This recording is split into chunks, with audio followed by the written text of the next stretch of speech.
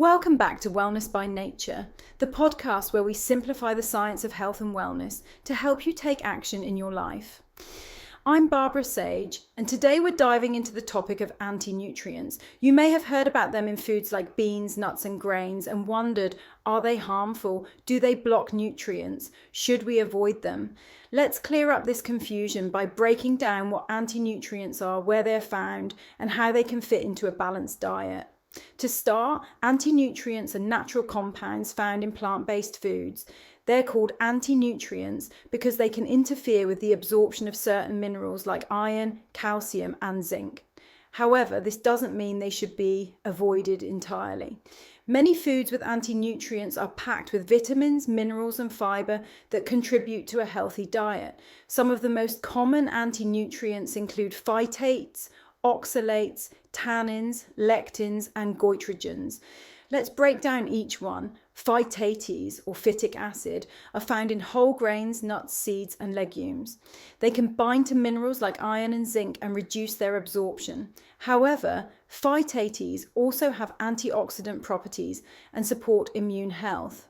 So if you're eating a varied diet, phytates likely won't be a concern. Oxalates are in foods like spinach, beets, and nuts. They can bind to calcium and contribute to kidney stone formation in those prone to them. However, for most people, they're not a problem, especially when part of a balanced diet. Tannins found in tea, coffee, and some fruits can inhibit iron absorption, but there are also antioxidants with benefits like reducing inflammation and supporting heart health. A good tip to improve iron absorption is to avoid drinking tea or coffee with meals.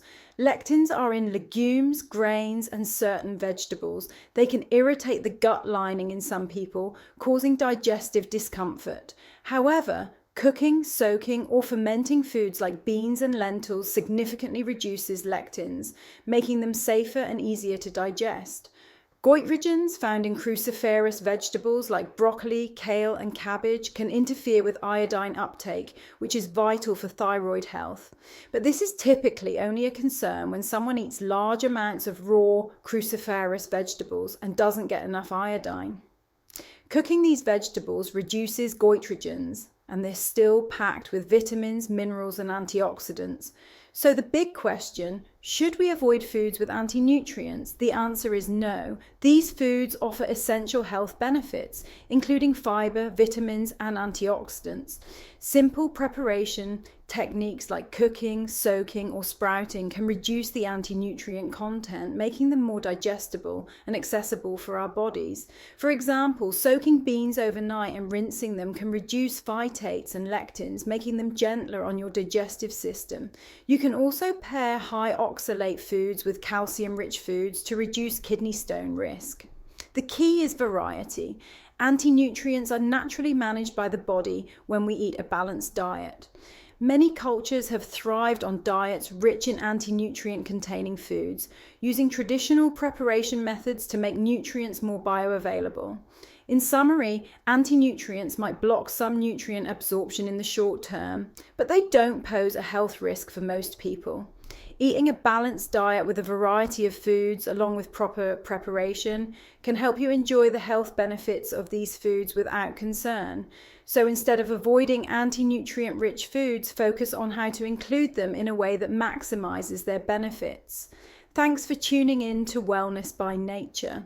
I hope this episode cleared up some confusion about anti-nutrients and empowered you to make mindful food choices. Share this episode with anyone who might benefit. And remember, balanced nutrition is all about taking small steps that work for you. Until next time, take care and keep nourishing yourself.